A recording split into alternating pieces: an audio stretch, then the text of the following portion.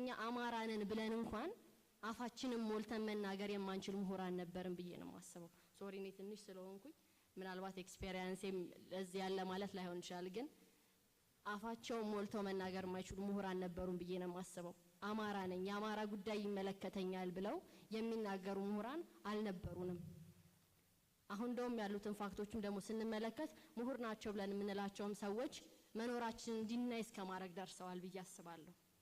የላችሁም አማራ የሚባል ነገር የለም ይሉስ የሚየመጡበት ምሁር ያለ ነው ከኛው ከዛው ከአማራው የተወለደ ምሁር እንደዛ ብሎን ያውቃል ስለዚህ እንደ ምሁር እኛ ለዛ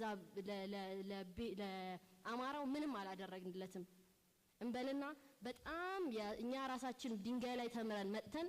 አሁንም ድንኳን ውስጥ የሚማሩ ልጆችን እየተመለከትን ስቲል ፔፐር በመስላት ላይ ቁጭ ብለናል ብዬ ነው ማስበው ለዛም ይሆን ምንም ነገር አላደረግንም ከዛም ውጪ እንደ ተማሪ ስናስበው ተማሪዎቻችን ከቦታ ቦታ ሲፈናቀሉ ስናይ ከሆነ ዩኒቨርሲቲ አማራ በመሆናቸው ምክንያት ወይ ደግሞ ምናምን ሲፈናቀሉ ሲባረሩ ስንመለከት እንደ ምሁር ምንም ሪአክት አላደረግንም